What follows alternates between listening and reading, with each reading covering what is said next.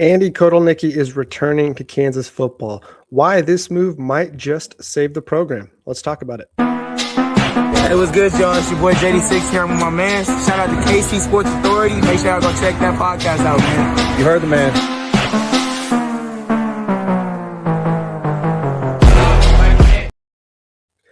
And welcome into another episode of the KC Sports Authority podcast, live here on YouTube, Facebook, and Twitter right now with the news of the day. Andy Kotelnicki has returned to the Kansas football coaching staff as the associate head coach. A lot to unravel there, joined by my co-host Austin Eckert and special guest Daniel Corwright of the Kansas Nation, kansasnation.com. Fellas, welcome in. Excited to jump into this one. I apologize for the later start than what we originally planned. My son was so excited about this news today that he woke up from his sleep to run out here and make sure that I was ready to go and delayed us 45 minutes. So we're ready to get into it. But let's start with that news. Andy Kotelnicki, the Mad Hatter, the king of offense, the guy that put Kansas football on the map, some are saying, over the last couple of years, is back on the Kansas sidelines as the associate head coach. Daniel, let me just kick it over to you. First thought went through your mind today when you saw that headline? First, I'll address this. You're going to need to change that intro. JD6, no longer. We have been discussing that. You hit up Zeke Marshall or Cole Ballard, whoever it's going to be. Whoever it's going to be.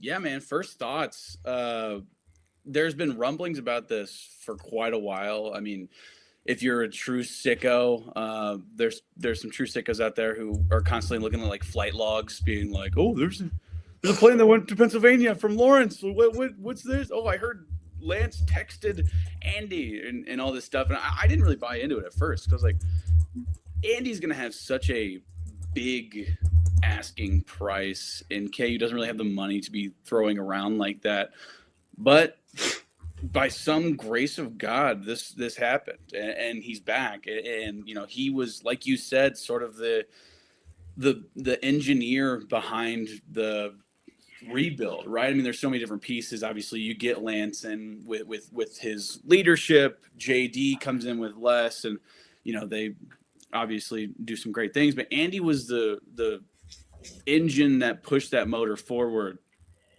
Or push that train forward, with his style of offense that we haven't really seen out of anybody, right? I mean, obviously it was so good that a team like Penn State wanted him to come over there, and he did a pretty good job over at Penn State. I know Penn State fans really liked him at first, and then, you know, sort of fizzled out there, but there was a lot of weird things going on over at Penn State. But it's going to be interesting, the role that he's going to be playing, because he's coming in as the associate head coach. So that means Jim Zebrowski is still going to be the offensive coordinator. What's an associate head coach compared to an assistant head coach compared to I don't know, there's deputy head coach or whatever. It's all semantics. It's all like the co-offensive coordinators we had a year ago. A lot of defensive coordinators. Yeah, it's just so they can pay him more. But it'll be interesting. I mean, a little piece of me, and I'm hearing this a lot from, you know, some other people, is that this could potentially be maybe a head coach in waiting type of thing. So Kansas doesn't have to go on this, you know, countrywide hunt whenever Lance does decide to hang him up, right? I mean, you look at Utah and what they did. They said, hey, we got our guy when Kyle Whittingham wants to retire, and they thought Whittingham was going to retire in 5 or 6 years. Turns out, obviously, he's going to Michigan, but you know, they kind of were getting ahead of the curve and saying, all right, let's get our guy in here just in case something does happen, just in case Lance does decide to hang them up. Then we'll have our guy. Everyone knows who he is. That's going to really do a lot of good things in terms of, you know, retention, right? Because you have a guy who could potentially be taking over in that leadership role as the head coach, who's already in the system and already knows a lot of these guys. You look at a place like Iowa State right now, who they lost Matt Campbell.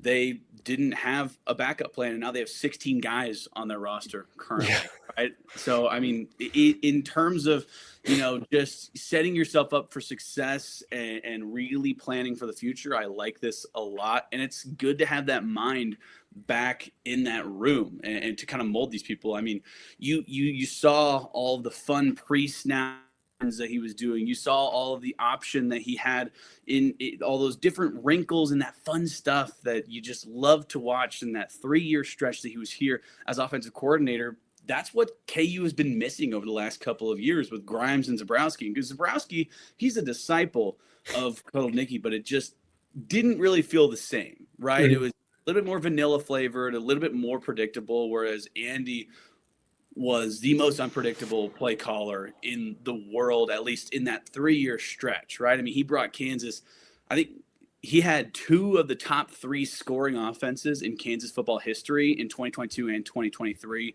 He won Offensive Coordinator of the Year, I believe, on 24/7 Sports, voting the top Offensive Coordinator of the Year back in 2023 or whatever that was. And then you look at the numbers in terms of, scoring percentage, in terms of quarterback efficiency, in terms of offensive efficiency. He brought it from within the hundreds to a top 5 offense in the nation those 2 years. So getting that guy back in this room where he seemingly loved it, right? Obviously Penn State is such a glorious job, and it's, you're playing in the CFP, but at the same time, he's going back to his roots. He was with Lance back in the Whitewater days, right? He knows all these guys who are on the staff. He lived in Lawrence at one point. So this is going to be really interesting to see. I'm over the moon about it, man. Yeah. Look, super excited for this, especially on a day where, the transfer portal window is open. Guys are declaring left and right. KU's losing about half their roster between graduation and transfer portal names so far. And again, some of those guys could come back, but huge news. Austin, let me ask you this. If I said going into this weekend, which headline story do you think is a bigger deal? Andy Kotelnicki returns to Kansas. Darren Peterson does not show up on injury report. Oh, because I'm leaning football. Yeah, Andy Kotelnicki coming back to Kansas is a bigger deal. I mean, look, I'm over the whole DP situation. Like, obviously, he's not on the injury report as we saw earlier. So I'm elated to see that. So hopefully he remains healthy throughout the rest of the season. But no, this is a bigger storyline because, like Daniel was saying, he's been a missing ingredient the past 2 seasons, and him coming back is huge. And I'm curious to see too what his role will be in terms of what he's going to do with the offense. I'm sure. I said it earlier in the day that I'm sure that they'll take his thoughts into account for, what they want to do on offense moving forward. And I'm over the moon about it too, and couldn't be more excited. Do you guys think, this is my assumption, not knowing how things work behind the scenes and in those offices, but the initial talk in social media was that this was a combined effort between Gerard, Travis Goff, Lance Leipold, coach staff, all that. I think it's a safe assumption that this move wouldn't happen without him talking with the rest of his staff. Not that he needs permission from Zabrowski or even Matt Lubick. Hey, do you want to bring? I think they probably first off would probably be all for it, knowing that the trio of those guys had the success they did in 2 years. But it feels like this would be a move that everyone would be on board with to make it happen, and that's probably why it took another week or so from the initial conversations of, there's a plane heading to Penn State right now to have conversations with them. But do you think this would be a staff-wide unanimous decision, or would Leipold, or do you think, or did Goff even go, hey, we're going to do anything possible to bring this guy back, Lance, and you're going to just figure it out? Man, I mean, that's a good question. I mean, you have to think that it'd be a no-brainer, right? I mean, if you could get a top-tier Big Ten offensive coordinator who used Kansas as a stepping stone to get to that higher level, and then to be able to get him back, I think it's probably a short conversation. I'm sure Lance probably brought it up to a lot of the staff members, and a lot of staff members, they did work with Kotelnicki, right? I mean, you look at guys like Terry Samuel, look at guys like Chris Simpson, right? Obviously Chris Simpson's on the other side of the ball, but all those guys knew each other, and Zabrowski was with them in the Whitewater days too. So you kind of have that big 3 in terms of offensive minds in Lance, Zabrowski, and Kotelnicki, who all kind of moved up in the ranks together on the same teams. So you'd have to think this probably was a no-brainer.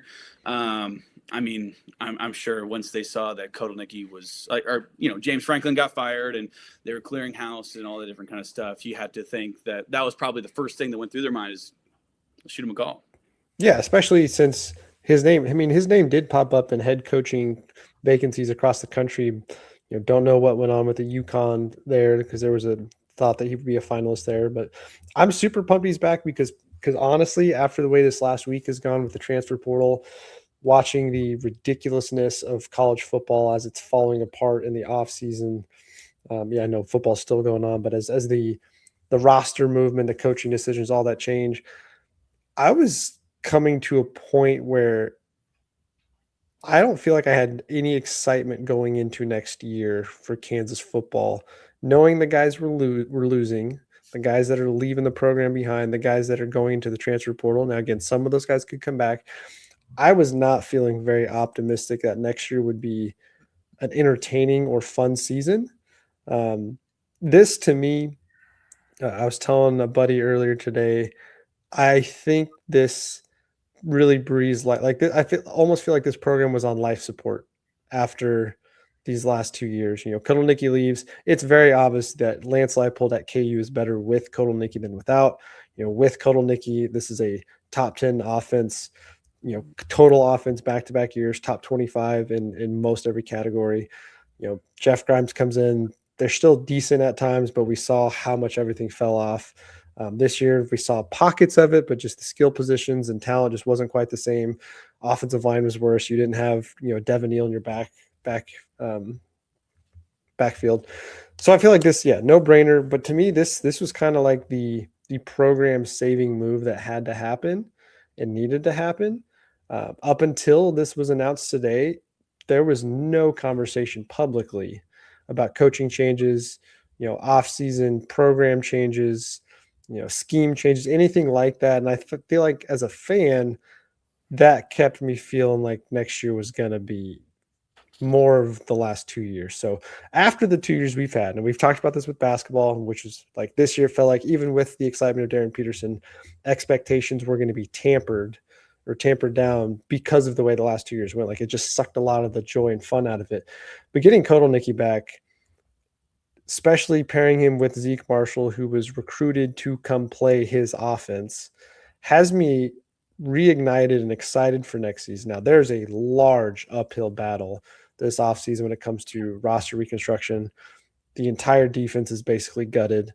You got to retool your offensive line a bit, figure out your skill position players. Half your running back room's gone. So there's a lot they have to do, but this move alone could save the program from continuing the several steps backward they've taken in the last 2 years. And this could be the make or break in 5 years from now, Kansas still being a relevant, not just Big 12 team, but a relevant power school to a team that is bottom of the Big 12 year in and year out, like we've been accustomed to. So I'm super excited about this move. There'll be a lot of information over the next couple of weeks comes out as they have hold press conference and all that about what the roles are going to be. Cause all of our friends in the media, they're going to be asking those questions. All right, what does this mean? Is he running the offense? How much say does he have? Is this Zabrowski's offense with Kotelnicki advising him? Is this Kotelnicki's offense, but Zabrowski's calling the plays? I know we were joking earlier, talking about the too many cooks in the kitchen, and I texted you. I was like, well, maybe this is Kotelnicki's menu. Like, he's going to create the menu, and Zabrowski's going to go read off the specials to the table. Like, hey, so he's just relaying what Kotelnicki. I don't know. Who knows? I'm sure between all of them, they'll figure that out. But the head coach in waiting possibility, the associate head coach, there will be some responsibility. And I think one thing I would hope comes with that, maybe some of that responsibility could be like in-game adjustments or game management. I have talked at length about, I think Leipold's biggest weakness as a head coach the last 2 years we've seen is just in-game management. They talk about how well they come prepared for games, but then the game happens and it just feels like we're a lost cause at times. So maybe Kotelnicki will share some of that. I don't know. National media probably not as excited about this move as us, because Penn State just didn't quite have the offense juggernaut that they were expected to be. I've got a close friend of mine that's a huge Penn State guy, and he was like, man, this KU Kotelnicki guy, he sucks. Drew Aller, he got worse under Kotelnicki. They don't run the ball enough. There's too much fancy stuff. All that to be said, this is a good move for sure. Other thoughts on the move in general, some of the domino effects that might come of this? Anybody? Because I mean, if not, I want to get into transfer portal for sure. yeah, I mean, just some other thought, like you said, we had talked about this, and I was talking to another journalist, Henry Greenstein, Lawrence Journal World, and KSports.com, the California kid, if you will.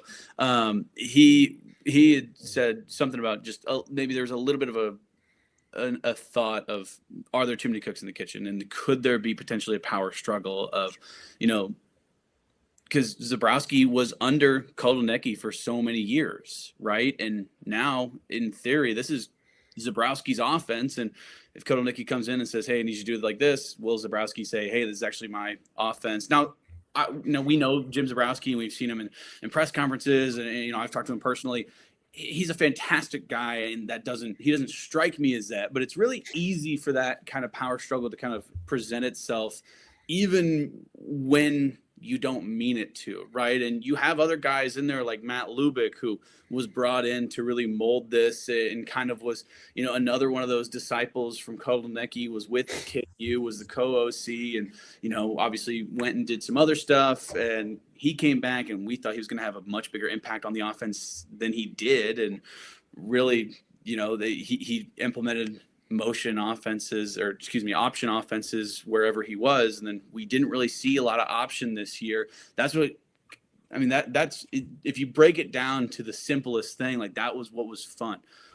Yeah. My favorite thing in the world, up there with puppies and rainbows, was watching Jalen Daniels run the option. It was so much fun, and we just never saw it again after Kotelnicki left, right? We saw Jeff Grimes, who had the most vanilla-flavored offense and didn't understand that there was a middle of the field that you could throw it to. And then you had Zabrowski, who just didn't really utilize it that much, right? There were shades of a Kotelnicki-esque offense, but it was almost – it just wasn't the same, right? So – it'll be interesting to see what his role exactly is, right? Because like I was saying, associate head coach is kind of a vague, weird term that's sort of this new term that we don't really know what it means. How much say is he going to have, right? Zabrowski, I would assume, is still going to be calling the plays. But what's going to be Andy Kotelnicki's role during the week on game day? How much is he in the headset talking to whoever the quarterback is, talking to Z, talking to Lance? I mean, what's the role going to look like? We have absolutely no idea, because he got hired today. So I'm sure he doesn't know quite yet. And they'll figure it out, because having that mind in those meeting rooms, just having him, work on a whiteboard, I think is really going to be beneficial. And the players are excited about it. I mean, we saw several key profile former players today, retweet and tweet about how good this is to get him back and how excited they are to see what happens next year.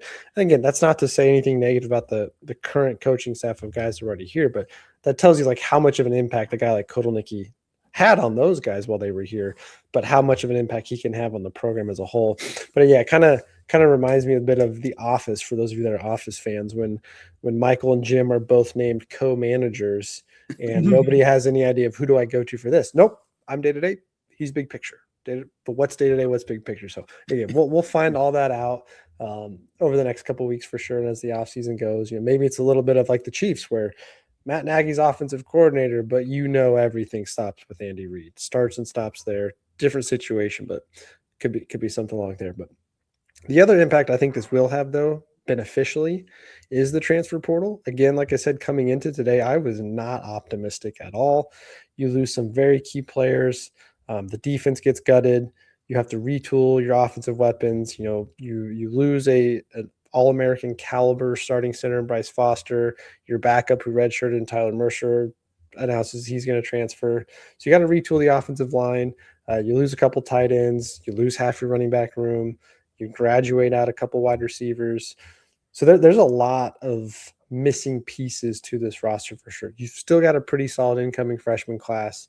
But they're going to have to hit the portal hard. And I do think Kotelnicki coming here, the timing couldn't be better. It's early enough in the portal talk that I think he will be able to grab a few guys that are just looking forward to playing in his style of offense, whether that's running backs, wide receivers, so on and so forth. Because I think you said it with Zabrowski, it just didn't look the same this last year.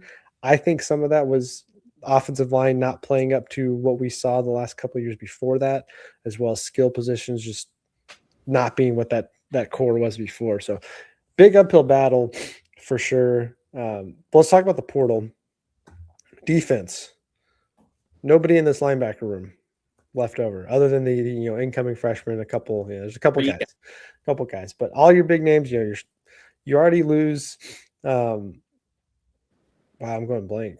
Bengali Kamara, who had he had 4 full seasons at Kansas, might go down as one of the top 3 linebackers in the last 30, 40 years. The athleticism, the skill set he had. But you lose your leading tackler in Trey Lathan, who had 1 more year of eligibility, a guy that could have been the core of this defense for next year. Now, again, transfer portal means these guys could come back. They could just be looking to renegotiate, because that's a thing in college athletics now, just renegotiating deals. So enter the portal, go find out what you're worth, come back and give them a chance to match it.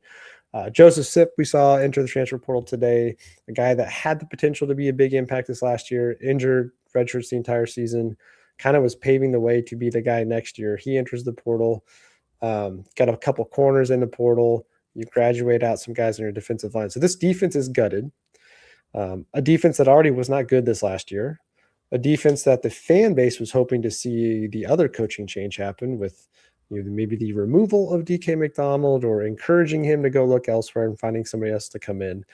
But the portal has been rough. Now there's several guys coming on visits from different positions, but how are you guys feeling right now with the state of this roster day one of the official portal season? What's the concern level? Man, I'd say my concern level is about an 8 out of 10. I mean, is that fair? I don't know. I mean, 8 out of 10. Well, it's hard to judge that nowadays because we don't have any of this information. That's what I'm saying. Like, it's hard to tell, but I mean, like, for me, it's an 8. I mean, it's not a 9 or a 10, but and we were talking about it a little bit before we started recording, how compared to other programs, Kansas doesn't really have it horrible, but Keegan, you brought up Kansas being the 6th team in the Big 12 that has amount of players in the portal right now. So, I mean, I think if we're going to go into the portal and grab some guys, we got to start with the defensive line. We already got one guy in Jabril Conde. I believe that's how you pronounce his name. But, really talented player. I'm looking forward to seeing how he does. But it all starts with the defensive line. And then obviously the linebackers, like you said, Keegan. I mean, we got all 3 of those guys gone now. So, it's just we got to start up front, and then wherever we go after that is the direction that they go. But it has to start with the defensive line if we're going to go and get players from the transfer portal. Dan, rank for me your top 3 positional needs for the portal. Yeah. There was one day on the show where I was in a mood and I said special teams. That's probably not right. Even though we don't have any. We don't have anybody right now, right, to kick or punt the ball. And I'm a big special teams is just as important guy, but at the same time, like, you look at the linebacker room, there's Kansas would have been in a bowl game last year if not for catching a ball on the 1 yard line. True. Yeah. I mean, and beating the streak against K-State. Jameel Croft Jr., that one stings. That was a bit, yeah. Laith Marjan missed that field goal at the Arizona game. That one stings. I mean, there's a lot of special teams hasn't been kind to KU in the past, but right now, before today, I would have said probably safety, just because you're losing a lot of safeties. You're losing guys like Laquan Robinson. You're losing a ton of guys in that safety room, and you're bringing back Mason Ellis, right? But at the same time, like, you have like Brandon Schmelzley, who's the number 2 strong safety right now, who has never played, and I think he might have been a walk-on, or if not, I think he might have been a scholarship kind of guy, but he's not ready or there yet to be that second caliber, that second team kind of guy. So safety is really important. I think Kansas really needs to go hard on the safety position. And then after today, I'd say probably number 1 is linebackers. So those are flipped, where it's linebackers right now. Linebacker room, Kansas has 3 linebackers on their roster right now. 2 of them are true freshmen who aren't on campus yet, right? With Joe Credit and Josh Galbraith, who's from Lawrence. The local standout. What's that? Said the local standout. Yeah. By the way, the kid's a monster, right? He's a freak athlete. I've watched him play. He is unbelievably good.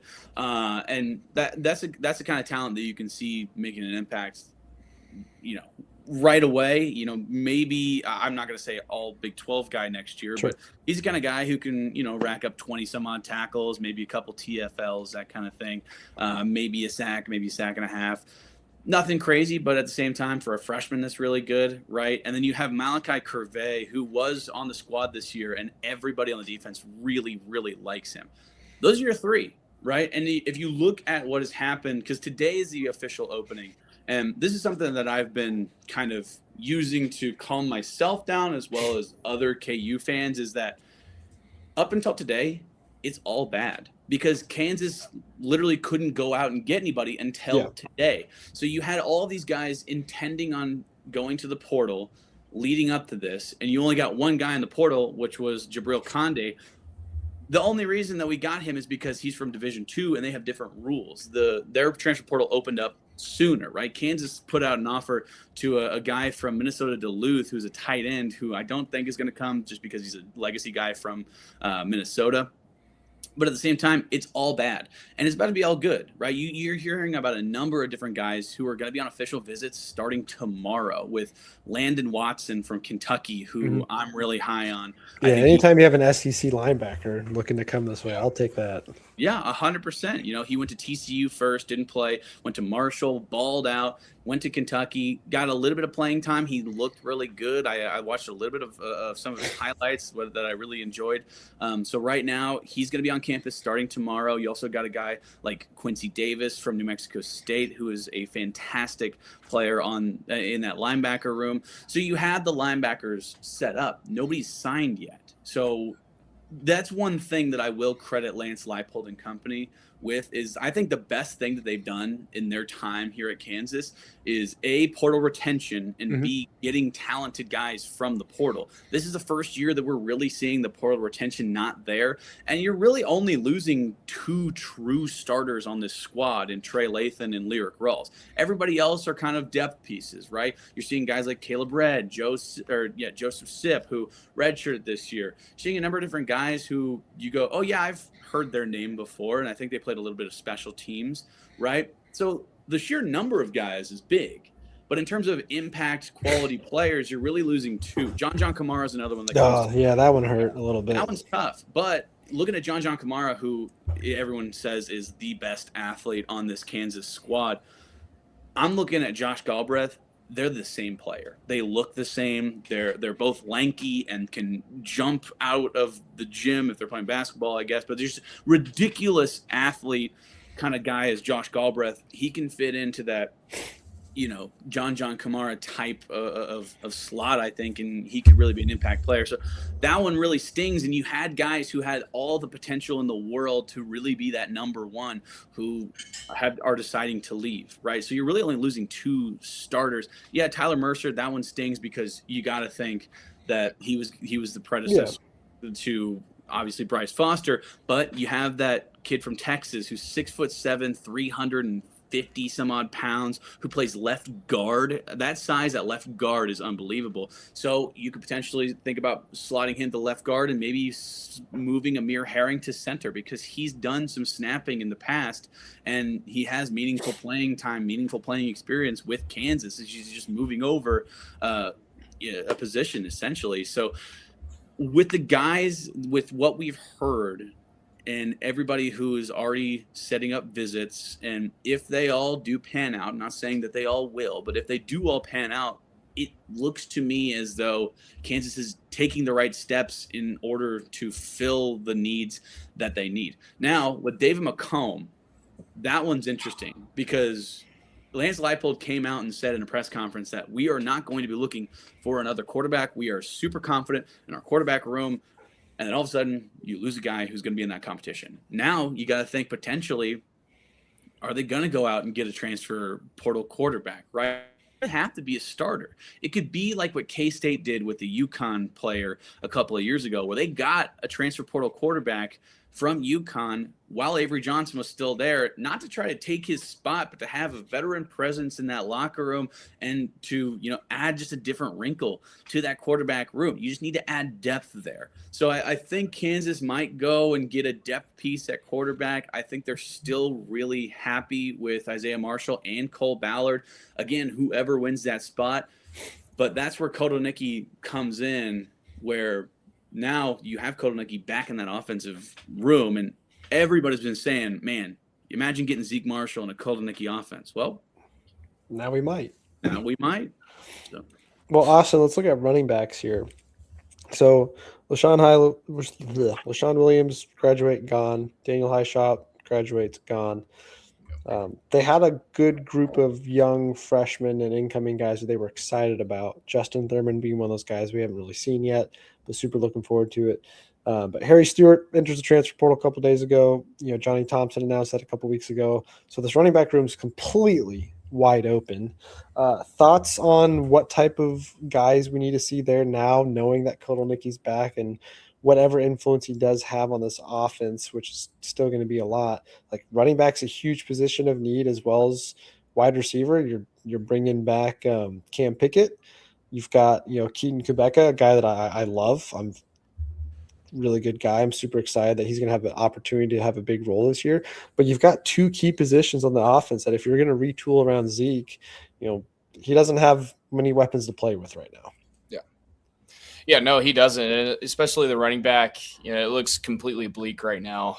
So I feel like KU has no choice but to go in the portal and potentially find a starter that's played maybe for 2 or 3 seasons. Somebody who has experience related maybe to Power 5 football, I guess. And I think that'd be ideal. And, you look at the track record with Kotelnicki and running backs. I mean, Jarrett Patterson from Buffalo. I mean, I think that's a forgotten name. And I don't think people have talked about, how great he was at Buffalo, nowadays. And I mean, he was unbelievable. And, obviously, the running back play, under Kotelnicki with Devin Neal, obviously he was incredible, even in his senior year with Grimes, did really well. But yeah, you got to find a guy in the portal that has, maybe a year or 2 and hopefully maybe 3 years of playing experience, maybe somebody that's leaving a program that maybe has a head coaching change, perhaps, someone like that. But, it's got to be, somebody that, can understand the culture, of what Lance is trying to do here. And, somebody that has experience, I think would be the direction to go in. Yeah, I think it's a pretty safe assumption too, that if Zeke or even if Cole Ballard gets the start, it doesn't really matter. It does feel like we're going to be a little bit more run heavy play style, not just with the option, but the quarterback keep, the RPOs, that the running game is going to be a big impact. And so finding guys you can mix in, like we saw what this team looked like with a 1A and a 1B. Now Devin Neal, took over as the main guy, but Highshot had a really good season 3 years ago before he got hurt. Yeah. And you had 2 guys on your team on pace to rush for 1,000 yards and 10 plus touchdowns. So we know that the capabilities of an offense like that are there for sure. Just got to fill the stable for sure with weapons. But I think what gives me a little bit of optimism with the portal is every single team is going through this now. There is not a team in college football that does not see their roster get gutted after bowl games happen and have to retool. Heck, we're seeing with Texas right now where they're basically not kicking guys off the program, but they're basically saying, hey, you need to leave because we need to free up X amount of cash to go get somebody who's better than you. So you're going to see a lot of these names move around.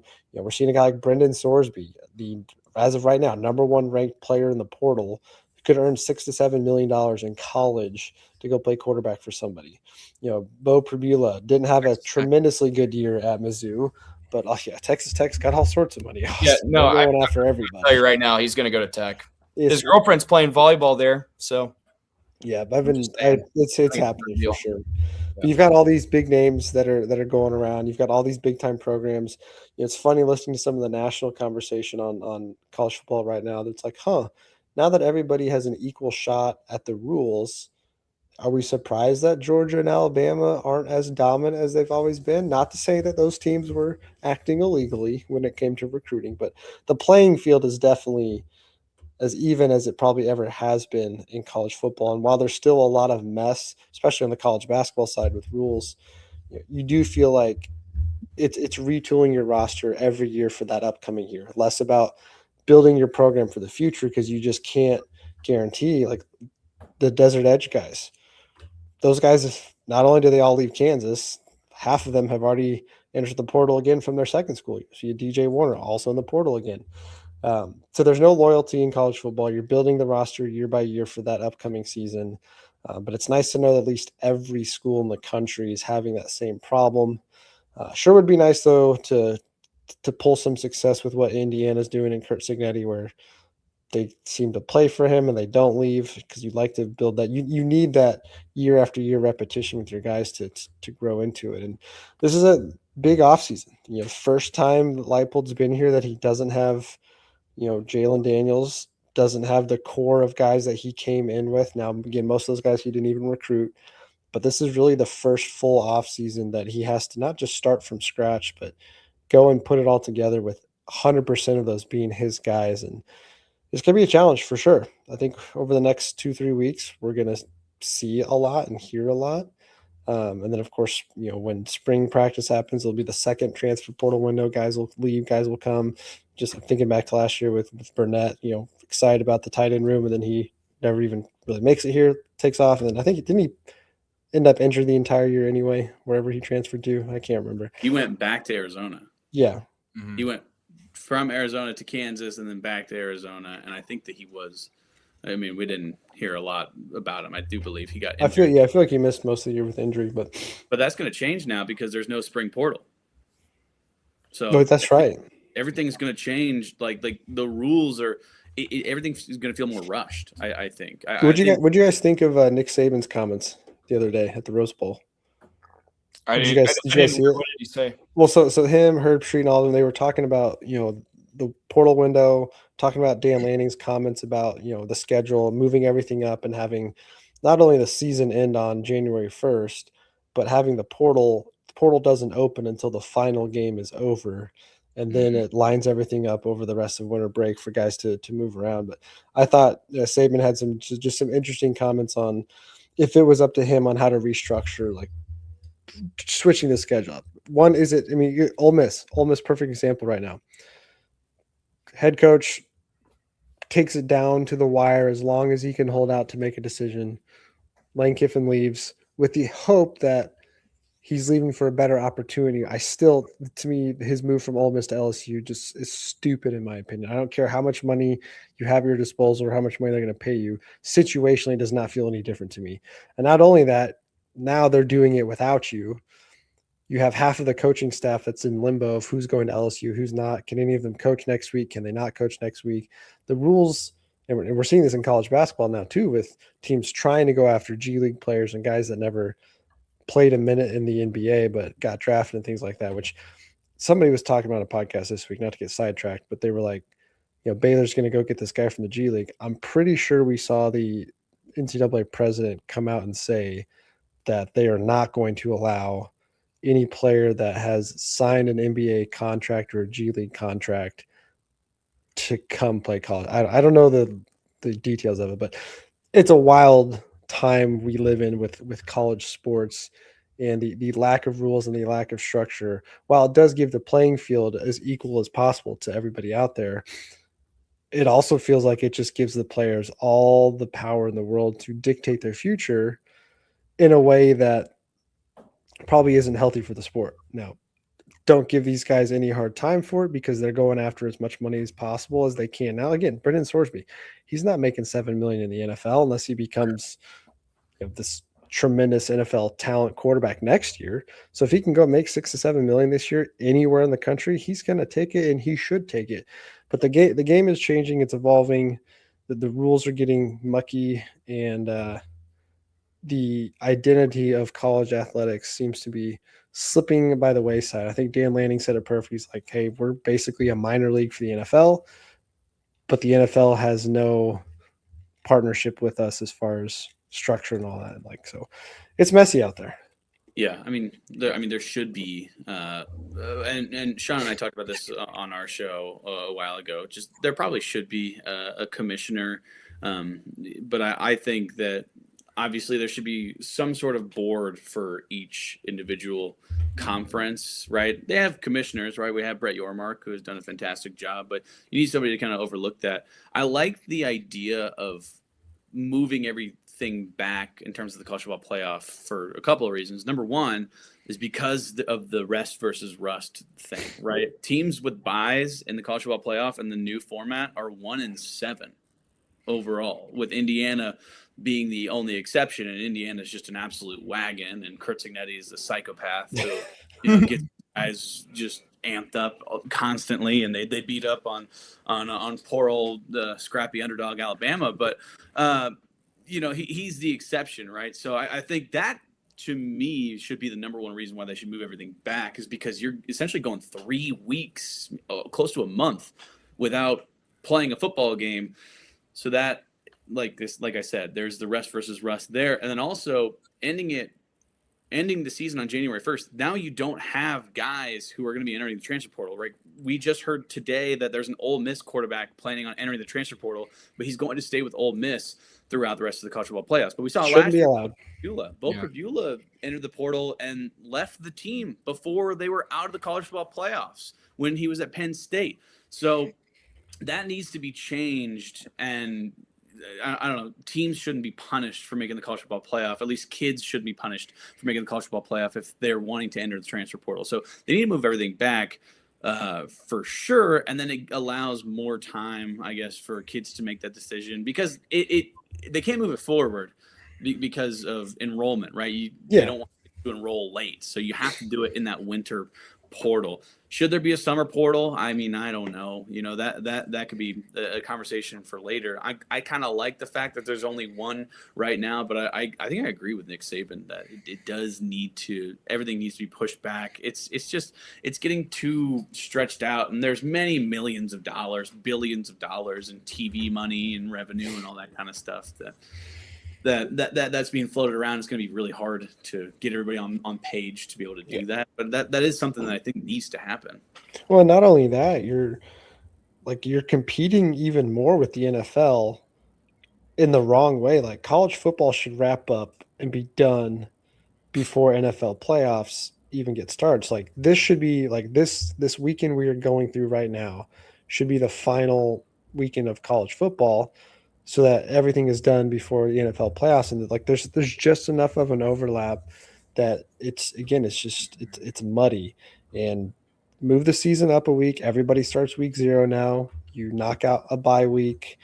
Maybe you knock out one non-conference game, so everybody goes to they can just all go to a 10-game schedule, knock 2 weeks off because they want to expand the playoffs anyway.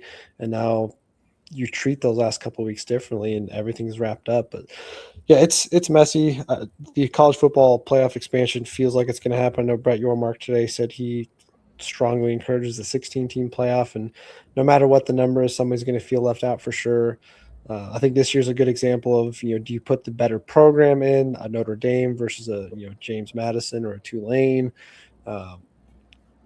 If they went by other standards, Miami wouldn't have made the cut, and look what they did this week.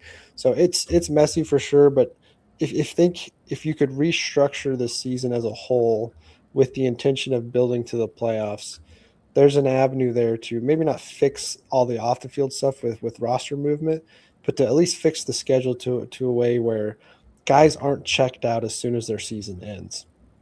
Because if their season ends early, they're done. Like when we talked about this a couple weeks ago, fans were pissed that KU didn't want to go to a bowl game. Now, did we deserve to go to a bowl game? No, but you had the opportunity to, and at least to the public, there was nothing from KU side of, we really thought about it. We just, because guys are checked out. They've had their exit meetings. The season's over. Some of them, have been done with school for weeks. Some of them are, graduate guys that are just here because they're on scholarship, and so they're taking advantage of whatever time they have. And you move everything up, and everybody has the same time frame. There's none of this, like the NBA moratorium period where you can agree to a deal in practice, but they can't sign it until after the moratorium. It's like there's got to be something there to line up to where, teams are not punished for going deeper into the college football playoff or to play a bowl game versus the teams that lose out, don't make it, or skip a bowl game, and all their guys can start declaring and start having conversations, behind closed doors. But it's a mess. Doesn't look like it's going to get better anytime soon. But yeah. Any other thoughts on football, or you guys want to talk any basketball? I don't think I got any more thoughts on football. I mean, I'm excited that DP's coming back tomorrow. Hopefully. Fingers crossed. I'm still expecting early afternoon tomorrow. I mean, I know they changed about 3 weeks ago. They changed the reporting rules. So you had to do it a day before, and then I think 90 minutes before tip-off, they have to have another. But wasn't on the report today. Self said he looked good this week, looked more explosive. Um, I have said it enough now that I am treating this season as if Darren Peterson's a unicorn. He's magical. He's mythical. Until I see him with my own two eyes, I'm not going to believe he's real. And even if he does play tomorrow, like I think we need to see him play 3, 4, 5, 6 games in a row without hesitation, without limitations, without a minute's crunch on him to feel really good that he's here for the long haul. And despite all that, KU has not looked half bad without him. So I do think there's still a small concern of what's the play style like with it. Now, obviously, this team's ceiling much higher and their floor much higher with him than without. But we've seen how these guys have kind of gelled without him. I mean, Melvin Council does not have the game he has, does not have the confidence he has if he's deferring to a Darren Peterson as often as we think this team will when he's playing. Trey White also has stepped up in tremendous ways. Cole Rosario is starting to get a little bit of momentum. So it's a good problem to have, getting your star player back, potential number 1 draft pick. But also at the same time, I think a lot of the fan base is split on how excited should we be that Darren Peterson's here versus let me see him play enough and then I'll let that come back in, because these last 6 weeks have been exhausting. Just the back and forth day by day, Bill Self not really being very clear in how he's communicating on what's going on. Darren's camp having more control than we'd like to see. Darren maybe letting some of that get into his head. All these things that have been thrown out there. The guy's a competitor. He's one of the best in the sport. He wants to get out there and play. But how much of all the off the field stuff, has maybe caused him to be hesitant? And it just feels like until he does it consistently and plays a couple of games, I don't know if I can get my excitement level back for him specifically. Still excited about this team. Love to see the development of Bryson Tiller alongside Flory and the way Melvin's just taken over. But this team definitely better with him for sure. But what's the ceiling of this team if Darren Peterson continues to have these lingering issues, or God forbid they shut him down at some point? I mean, right away, if I'm thinking Final Four, right? I mean, if he plays the entire time, I think this team is substantially better with him. I mean, he's a walking 20, 22 points, right? And teams without even trying. I know. And teams game plan for that, right? I mean, the most minutes that he's played, I think, was 31 against NC State game. State. Other than that, we haven't seen him play over 30, right? And he still was putting up 20, 22 points per game. And, he's shooting lights out. He's so good at getting in those passing lanes on the defensive side of the ball. Bill did come out and say that it was a little funky practicing with Darren all week, and then all of a sudden game time comes along and you don't have him, right? And it changes the way that this Kansas team plays, right? And Trey White, I think, is a prime example of this. If you look at the 4 games that Kansas has played with Darren Peterson, Trey White has been almost a non-factor in a lot of those games because it's just different, because he doesn't have to put the ball on the ground and get to the rim and get the free throws. And it's just a different style of play. But at the same time, it's good that he's practicing, because a lot of those guys do still understand what it's like to play with DP, but just not in a game-like setting. Obviously, it's weird to say that, it's going to make the team worse if you have the potential number 1 overall draft pick of the NBA draft coming back and playing. It's a weird thing to say, but it almost makes a little bit of sense, at least in the very short term, like those first couple of games when he is working his way back, right? You might see some stinkers out of guys like Melvin Council. You see some stinkers out of Trey White. I mean, it's just going to be a little bit different, right? In the NC State game, when he was playing, the offense was stale and they were sticking and they were settling for shots and they weren't as fast paced.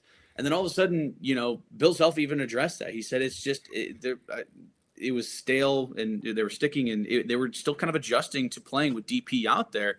And then you look at the next game against Towson, complete 180. Next game against Davidson, complete 180. But Darren Peterson wasn't in that game. So they play a little differently, right? Yeah. Melvin doesn't have to put the ball on the floor as much when Darren's out there. Same with Trey, right? Flory plays a different role whenever Darren's out there too, because, and I think it spreads the floor out a lot more. I think you're going to see a lot more pull-up shots from guys. I think it could be a beneficial thing for like Cole Rosario, where teams are going to be 100%. Help out on Darren. All of a sudden he's kicking it out. Cole's wide open for a 3-pointer.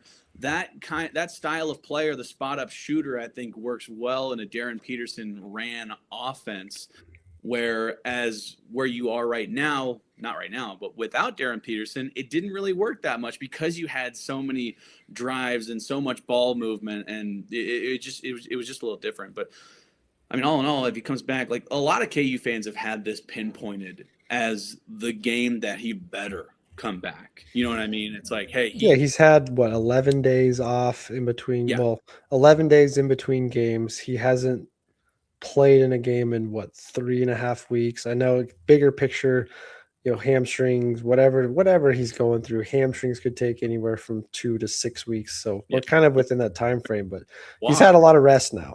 Yeah, no, for sure. And, that's the thing is like, talking with these guys and talking with the coaches and talking with Darren Peterson, the kid wants to play. I mean, he's not here to steal anybody's money. He's not here to just sit out and wait for the NBA draft. He's not that kind of guy, right? He's a down-to-earth, like you would not expect him to be as big of a public figure as he is just by the way that he presents himself, right? He's a very humble guy. All he wants to do is play basketball, man. And he just can't. And it sucks. Dealing with cramps is something that, weirdly enough, like rest does help. But at the same time, you need to take care of your body during that resting time. You need to rehydrate. You need to do whatever. And we've seen guys in the past deal with cramps too, like Paolo Banchero, Cooper Flagg, even Malik Newman, right? I mean, we saw him eating mustard packets on the sideline. So there are things that you can do, and Darren and his squad, and I know this from sources, they've been reaching out to literally everybody, not even just in Lawrence. They've been reaching out to doctors at Harvard and Oxford, like two schools where if I walked on campus, they'd call security. That's how so they're doing everything that they possibly can to get him back into playing shape, and Darren wants to be out there. Yeah, and I think that's definitely some of it too. Because like Self will say, yeah, he looks good in practice, things are going well, but game speed is so much different than practice speed. Even if you're going 100% in practice, it's against guys who know you and are comfortable with you, and it's easier to to maybe make a certain cut that you wouldn't normally do in a game. And it's like I'm wouldn't be shocked if he does play the next couple of games that there's some moments of rust, because there hasn't been that rhythm. And even though he's world talent, one of the best in the game, and if he's playing consistently, he's going to showcase that. But there is something to the chemistry you have with the guys around you. I mean, offensive, or in the NFL and football in general, they talk a lot about this with offensive linemen. It's not always about the 5 best offensive linemen you have. It's about the 5 guys that gel the best together and can execute the game plan. And again, we've seen this KU team. Now, the offense hasn't been perfect without DP, and we know that there are times where, like, man, you really need Darren out there to initiate something. But these guys have found ways to step up and play maybe above expectations or above their anticipated roles at the start of the year because of him not playing. And what you don't want to see is he gets back out there and then those guys become timid. They become less aggressive, less confident in their play style, and they defer because Darren's the guy. So it's going to be interesting. I'm still questioning the legitimacy of his health. Like, I still would not be shocked if he misses 3 to 4 more games this year, or limited time here, or he looks really good and then second half he sits for a few minutes and he's tight coming back. I don't know what it is. It's one of the more like shocking medical things, not even shocking, but like confusing medical things that we've seen in college basketball or basketball as a whole. You don't have many examples to point to and go, oh, he looks good today, but not tomorrow. It's like the opposite of the Remy Martin effect. Coach can't practice. Oh, knee's bad. Oh, game day, I'm ready. Put me in, coach. I'm ready. And we all know how it took 3 months of that before Remy and coach were on the same page for sure. But with him back, this team has a high ceiling. They're still projected to finish, I think, 6th in the Big 12. They have plus 1,400 odds to win the Big 12 right now, something like that, against a deep roster of Big 12 teams, but plus 1,400 Kansas basketball to win the Big 12, that's a hard thing to pass up. Yeah. 100%. As we look at the Big 12 right now, I know I haven't watched as much of the other teams this year as I would have liked so far. Not that we're going to really deep dive preview of the Big 12 here, but Iowa State, Houston, really, really good. Arizona, really, really good. Oklahoma State, off to a tremendous start. UCF, good start. I mean, really all of the Big 12 for the overall is off to a pretty good start. But like if the season were to end tomorrow and assuming Darren Peterson's healthy, like what do you think this team would look like in a Big 12 tournament run? Who's the best team in the Big 12? I mean, it's you got to look at it and you got to think it's Arizona right now. I mean, just because they're the number one team, and I talked about this on my show that I think Michigan is by far and away the best team, but you also cannot, like, Arizona was in that number one spot, and you can't punish them for not losing essentially and flip flop it. But Yaxel Lindenberg is just oh my goodness, unbelievable. But Arizona is still unbelievable as well. Koa Pete, who could have seen this coming, right? I mean, he's just been phenomenal all year long, and they have so many great pieces on that squad as well. UCF, which obviously is going on tomorrow, they're 11-1, which is strange because they have 5 starters who 2 of them have played together, but on a different team at Milwaukee, right? Thelmus Folks, who is 5th in the nation in assists per game. He's averaging 7.2 assists per game on a brand new squad of guys who have never played with each other. That to you tells you right there that they have chemistry right away. Now, they haven't played anybody. You know, their one loss is to Vanderbilt, who is good, but they were unranked at the time. Their best wins against the Texas A&M Fighting Jayhawks, who have Clemens and Rylan Griffin, both starting for them. They're not good, right? They beat a 7-7 Pitt team. Other than that, they're playing the Little Sisters of the Blind and Hofstra and Florida Gulf Coast, and you know they haven't played anybody. So a lot of these schools, I think the Big 12, at least the top of the Big 12, does a really good job of scheduling these hard P4, P5 opponents. But the middle to lower tier of the Big 12, including some of the newer members of the Big 12, you take Utah, UCF, I'm still considering them a newer member, right? A lot of these teams don't go out of their way to schedule a really tough non-con, so it's literally impossible to tell how good these guys are. I watched one UCF game this year where they were, I think it was a Florida Gulf Coast game, and they didn't look great. I mean, they were fine, right? And they have some prolific scorers. They have that Georgetown transfer who was at Kentucky, I think his freshman year, whose name former Jayhawk who never stepped foot. Well, I guess who never made it into uniform. Riley Kugel. Oh man, that's right. Yeah, he was their leading scorer until last game. I mean they have good pieces, but that's the weird thing is that looking at the middle to lower tier, the Big 12 teams in terms of like name bias.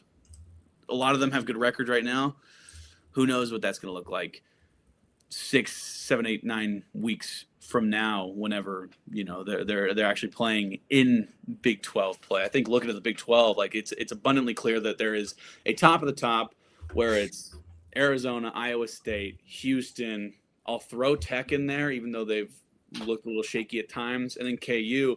And then the rest of them, good records, but they're just, we don't know. Yeah.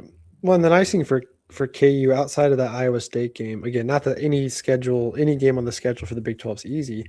They've got a decently favorable first half stretch. That back half is just wild. You go from Arizona to a week later at Iowa State, then at Oklahoma State, which no matter how good or bad they are, we always struggle in that game. Then you got Houston a couple days later, Arizona again, and then K-State to finish the year.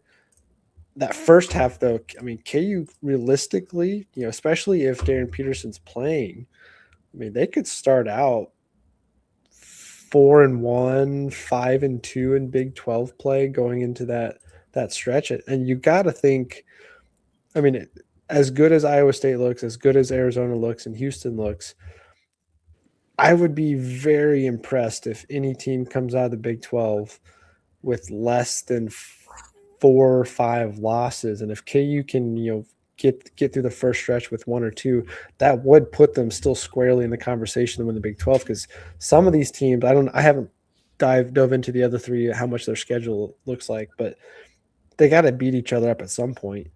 And why not Kansas? I mean, that's the crazy thing. Without Darren Peterson playing, we truly have no idea how good this team is. We're going off of what we see on the court, and what we see on the court is they're decent. They're still an above average. They're a top 25 team, still lesser than our expectations here at Kansas, but they're still a team that's certainly capable. Ken Pom has them ranked fairly high defensively without Darren Peterson. Obviously, you think that'll continue to go up with them on the court, and offensively they'll get better too. It's like this is a team that is a major question mark as long as Darren Peterson's out. And then as soon as he's back, if he's consistently healthy and plays the rest of the season, you can't sit here and tell me that KU is not going to be in the mix for, Big 12 title when it's all said and done. I mean, DeBonsa looks really good. BYU looks really good offensively. Iowa State's always a nightmare, but they're prone to make a few mistakes here. And Arizona, who knows? Again, as their competition intensifies with Big 12 play and they have to go on the road to these big road environments, this is it's a gauntlet of the Big 12 schedule for sure. Easily the deepest conference in college basketball by far. I think just off the top of my head, I think we have 5 teams in the top 25, but 3 of them are top 10 or something like that. Which 5 in the top 25 isn't that much in the bigger grand scheme of things, but very, very top heavy. And the top heavy teams are like 3 of the 5 best teams in college basketball. So it's going to be important first couple of weeks here, especially with Darren getting back in the fold to build some rhythm, build some momentum and some chemistry with him now while the games are lighter games, I guess, so that when it comes time for the toughest part of the schedule, they're moving full steam ahead. The Big 12 has 6 in the top 25. And 3 of them are in the top 10. 2 of them are in the top 3. It's Michigan, it's Arizona and Iowa State are right there. So, and if KU starts off 5-1, we're probably talking about them in the top 12, top 10 as well. Which I guess I was wrong. Michigan did jump Arizona, so Michigan is number 1. I guess I didn't check the latest. They're insane. They're scoring 100 a night and have the best defense. Yeah, no, they are unbelievable, and Elliot Cadeau and Yaxel Lindbergh is so insane to me that he was just marinating at UAB. And he was playing the 5. He was playing center, and now he's a shooting guard. The best shooting guard in the country at the number 1 school in the nation. He's 6'10", and it's just, that guy is different. So is he a guy that definitely helped his case coming back to school versus going pro? Yeah. Oh yeah. I think that. Looking at him right now, he's a higher lottery pick. He could have been looked at as a lottery pick, and they could have developed him in the NBA. But he's making pretty good money too. Like he didn't hurt himself financially, that's for sure. Yeah, wild times college basketball is right now, but that's all I have. I don't have really any other thoughts on basketball, football right now. Austin, you got anything else on your mind? I've got one thing on my mind. I just wanted to go back to the schedule. I really like who Kansas has home and away this year. Obviously, yes. It's an even split with 9 home games and 9 away games. We're not doing 20 games this year. Thank goodness. I hated the 20-game schedule last year, and I think everybody did. And with the way that season played out last year, it was very, very evident that it was too much for the players, especially for the coaches too. I go back to when we went on our little trip in Utah when we played Utah and BYU, and how frustrating that was, and how coach after the game against BYU was like, yeah, we just need to get away from each other. And hearing that right away, oh my God, dude. And coaches rarely ever talk like that because you're dissing on your players. That was crazy, and hopefully we don't have another episode like that. But I really love the fact that we don't play at Houston this year. We don't play at BYU. We don't play at Baylor's home game. We're playing at West Virginia this year in a couple of weeks, I do believe. So that game will be tough, regardless of how good West Virginia is to start off Big 12 play. And then Oklahoma State, we talked about that for a second. I mean, that's going to be a tough game. And I thought we defeated Oklahoma State by like 30 points last time we visited there. Maybe I'm wrong, but it has been a struggle for Kansas and Stillwater. Am I correct about that? Was it a blowout last time you were in Stillwater? Sounds right. One of the last 3 games. I mean, but this year's Oklahoma State team's really, really good. I mean, I watched the Bedlam game. Oklahoma ended up winning that game, but it was back and forth. And Oklahoma State's offense is unbelievable. I mean, when we get to that game in February, I mean, if they're hitting shots left and right, which I feel like every single opponent that we play on the road just hits the craziest shots and puts up 20 million 3-pointers on us. It's just, exhausting, but hopefully that didn't happen to us in that game. But I really like who we have home and away this year. And I'm just thankful we aren't playing at Houston, Baylor and all these other guys. So I like who we have on our schedule. Yeah, that was a big break for sure. If KU comes out with a winning record on the road, I'm counting that as a win. I think where they have 9 road games, come out 5-4. I'm feeling okay about it. You go undefeated at home, 5-4 on the road. Yeah, that would put you right there in Big 12 title talks for sure. Yeah. I was going to ask, which road game this season do you guys think will be the toughest? Arizona. I mean, honestly, it could be Texas Tech too on a Monday. Arizona's the last game of the year, right? No, third to last. They go at Arizona, at Arizona State a couple days later, and then home for K-State. Oh, yeah, that's right. Yeah, that one's going to suck. But the Arizona game comes 5 days after Houston at home. Right. That's a tough stretch. I mean, at Iowa State on Valentine's Day. Yeah. Ames is always going to have our hearts broken that day. Or we could be breaking the hearts. With Keegan, though, you gotta think it's Arizona. Or here's the other one. Texas Tech, you go on the road to Texas Tech 2 days after BYU at home. So you go Saturday, BYU at home. Saturday night game or Saturday afternoon to Big Monday down in Tech. Yeah, that's going to be difficult. I think KU can pull it off, but I mean, it just depends on how good they do against BYU. But that might be the now. KU's going to see 4 of the top 15 teams in a 5-game stretch. See, but yeah, you got K-State January 24th, then BYU at home, then Tech on the road. Then you have Utah, which could be a bye game, but we never know. And then Arizona, and then Iowa State. That is an impossible 3-game stretch because KU never plays good at Bramlage, at least in the last few years. PJ Haggerty's going off for 45 that night. Yeah, no kidding. Somebody's going to make a half-court shot too. Good Lord. Austin, we should look at going to that game. I've told myself I don't think I'm going to go. I want to go to KU K-State. Absolutely not. Have you seen ticket prices for that game? No, it's always too much. If you somebody is trying to sell their tickets on there for like $3,000, why in the hell would I go to a college basketball game for $3,000? Yeah, right now on ESPN, it's got the ticket prices. Lowest ticket price $217. What are we doing? What? I mean, are you going to be on the bench? Like that's like. If I'm paying $3,000, I better be playing in the game. Here, let me pull up. I better have my company's name on the jerseys as an NIL deal. I'm not kidding, dude. Like here, I've got it right here. This it's row 4.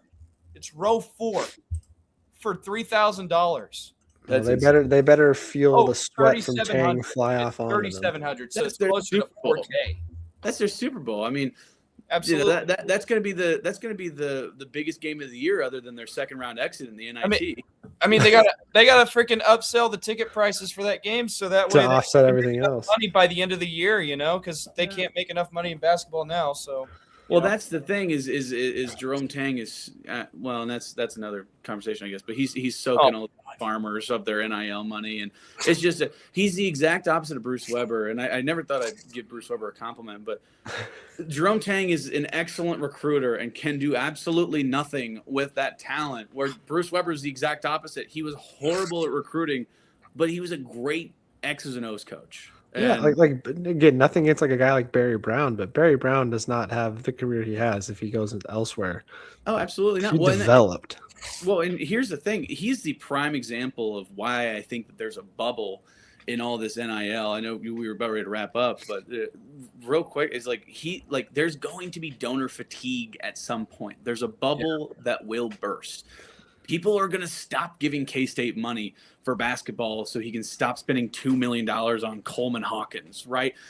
And that's just one, that's it in a microcosm, right? There's plenty of other schools who are circulating so much NIL money and they're not getting to that point. And it's such a big game of like, okay, well, Texas Tech, they have whoever it is, Corey Campbell or Cody Campbell or whatever his name is. Campbell, yep. Yeah, he's throwing out millions and millions of dollars.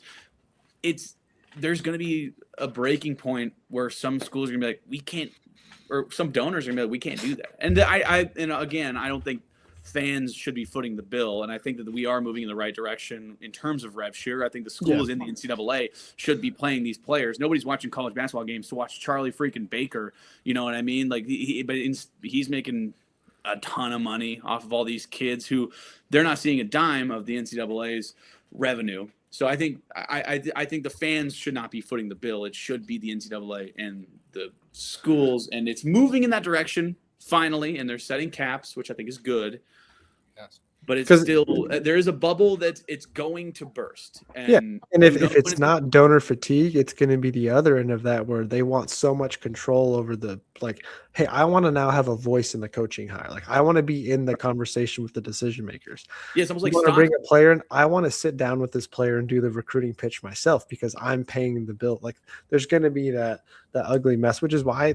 I mean, this hasn't been in college athletics for as long as it has, and how going back to the 90s, the NIL stuff with O'Bannon, like this is why it's taken so long to get to this point, because the intention of getting the players taken care of, great intention, but there's all the underlying outside things that impact to where, I mean, here at Kansas, we're blessed to have a David Booth, the Anderson family, where they've donated so much time and energy and money, but they're also like David Booth literally owns Kansas athletics. He is, at least to the public, has never come in and been this demanding billionaire who's like, I've given you all this money, do this, do that, do that. You know, KU in turn has been like, hey, we'll just put your name on everything, whether you ask for it or not. But like, there's going to be those universities that are going, hey, I've shelled out $25 million over the last 4 or 5 years, football, basketball, whatever. You've done nothing with it.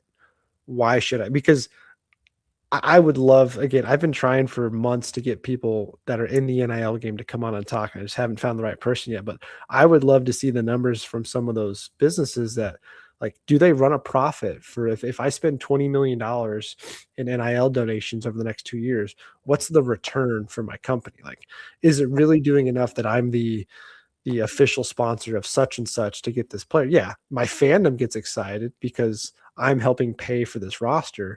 But like as a business, what is the business advantage from a marketing standpoint? Because there's only so many things you can sponsor to where, I mean, we sit here, we could sit here and rattle off all the sponsors KU has, but how much of that really impacts me as a consumer spending my dollars with said companies that are sponsors? So I think, yeah, you're going to get to that point where the collectives are all, you know, they're not drying up, but they're fizzling out. It's getting more structured, and it's going to be more corporate sponsorships to the team, and then the team, or to the athletic program, and the team turns around and divvies things up. What I don't want to see, which is where we're at right now, is renegotiation of contracts to stay at said school. Like this is not a professional league. It shouldn't be, oh, well, we've agreed to terms with Joe Smith to return at this dollar amount for next season. Like that feels wrong. Again, Darren Peterson as an example, whether the concerns with his health were real or not, he's making a lot of money. Our donors going to get to the point too of, hey, you are going to get paid based on the amount of time you play, the amount of games you play in, point totals, all those incentive-based contracts you get in professional sports. Are we going to see that starting to come in too? Because if I'm paying you to be here, you got to play. Or is it going to be the flip side where we're seeing former KU football players coming out and saying, I was promised this, didn't get this? Or GM, who I'm not, you know, we know who, but GM said they were going to make sure this happened for me, and donor paid this, do this NIL deal with me, and I never saw the fields. Like there's going to be more mess to this until solutions come about, but players are being taken care of for sure. And while that's good for them, it has hurt the sport. Again, I've been saying this when it comes to recruiting, like I don't know how on earth a coach goes into a living room and recruits now, because if I was a kid, even in today's world, and Bill Self walks in my living room and says, "Hey, do you want to come play at Kansas?" 100%. Now it's who's Kansas? Yeah. What's the dollar amount? 1.2. Joe Schmo University over here is going to give me 2.5. Why should I come to Kansas? Well, you can't just recruit off of the name alone anymore. The history of the program. It's all these kids care about is a dollar amount. Half of them don't grow up with a team that they've been rooting for their whole life. It's traveling AAU teams, so they're playing all across the country, and it's definitely damaged the game for the fans. I think the sport itself is still doing just fine. They're making plenty of money. The players are making money now, but I think to the fan, you're really starting to see the frustrations of why should I buy your jersey? You're not going to be here next year. I don't want to buy a jersey for a guy that might be here a year, if that, and might not even play much. So how do I fall in love with the team when the faces change as quickly as they do? There was that Missouri player who's getting sued by Georgia right now, $390,000 because he signed a contract for $400,000. They paid him $10,000 of it. Then he transferred out. Georgia's suing him for the remainder of that because he technically broke his contract. I'm not saying you should, fleece these 19, 20-year-old kids, but at the same time, it's like the only feasible way. And again, I'm with you. It's weird, and I'm not totally on board with it turning into essentially professional. But the only kind of way you can kind of put the worms back in the can is with contracts. Yeah.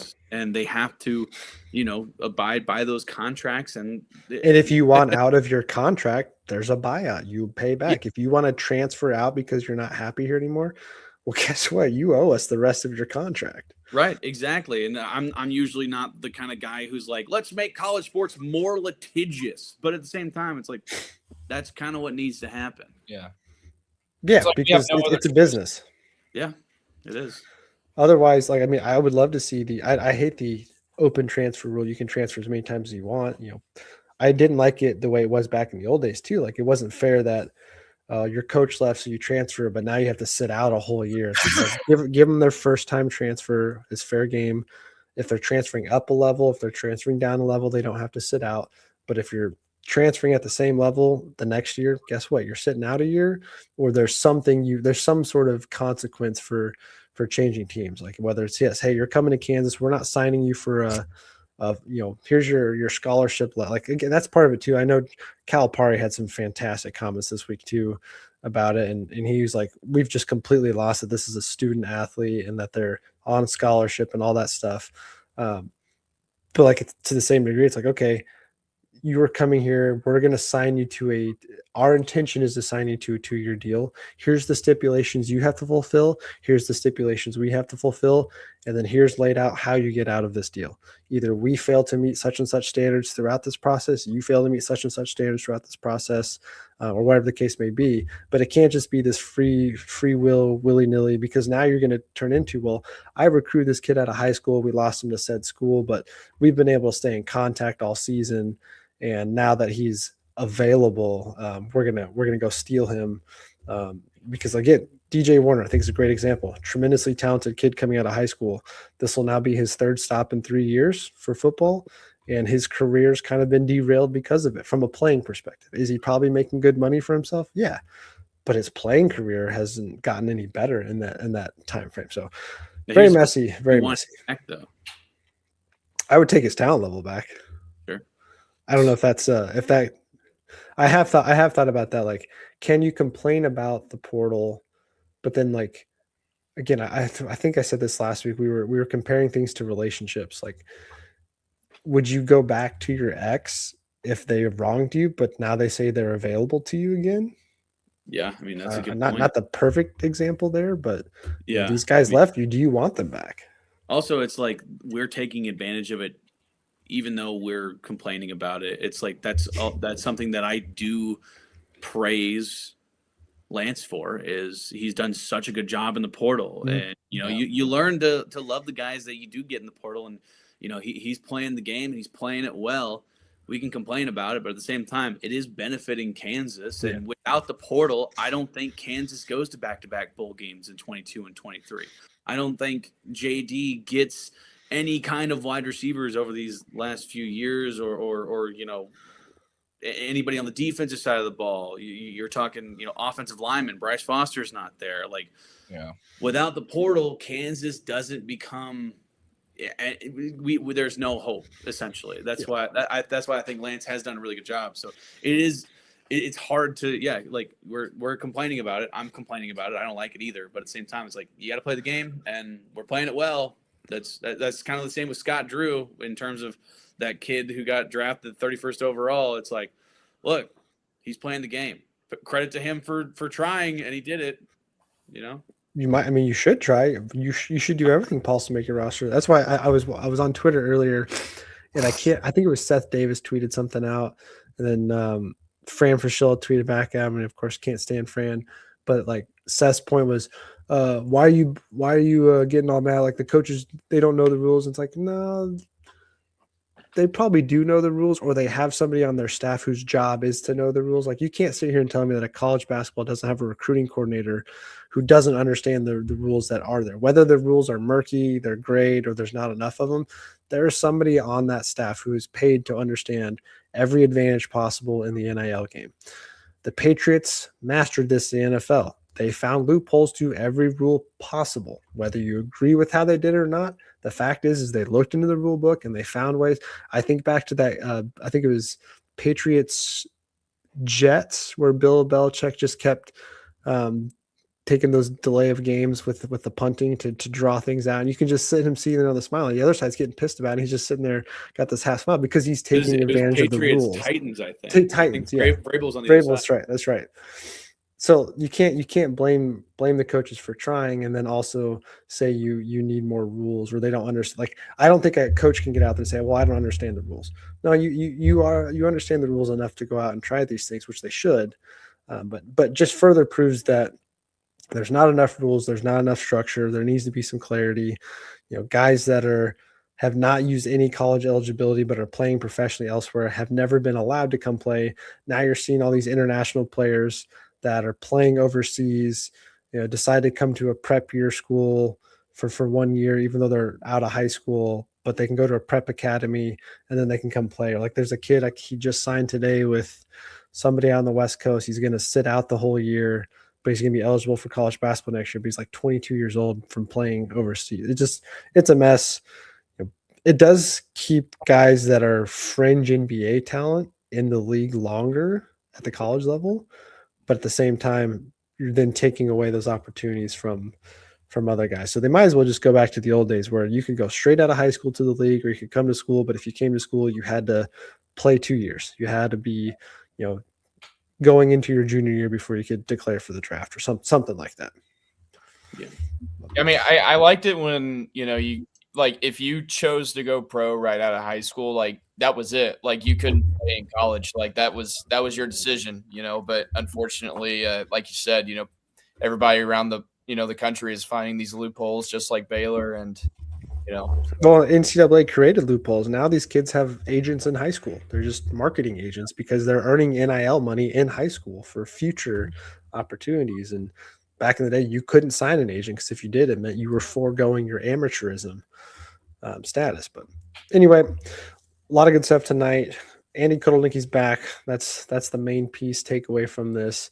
KU football is potentially saved because I did not want to see what next year was going to be with the way things were sitting. So hopefully Kotelnicki gets in here. They figure out the structure. They get some guys on this roster. They center things around whoever their quarterback is of the future. And then we can transition into what's next, whether that's head coach in waiting and maybe Leipold retires in a year. Maybe that's the next conversation we have. But this is definitely a big positive for the program, step in the right direction, and should have many more positive domino effects coming off of it. So appreciate, Dan, you hopping on with us for this. Look forward to next time we have you on for sure. Looking forward to college basketball this weekend. It's felt like, I know it's only been 11 days, but it feels like KU hasn't had a basketball game in over a month. Not a fan of that. Not a fan of the shut down college basketball for school. Football's still going, but there's no basketball happening. So not a fan of that, but hopefully we see DP on the court tomorrow. He drops 25 and just shuts us all up for doubting that he was capable of getting back. But we'll wrap up there. We appreciate everybody joining us on this one. Make sure you hit that like, subscribe button below if you haven't done so yet. Give us a follow, Twitter, Facebook, Instagram, TikTok at KCSA Pod. And we will catch you guys in the next episode.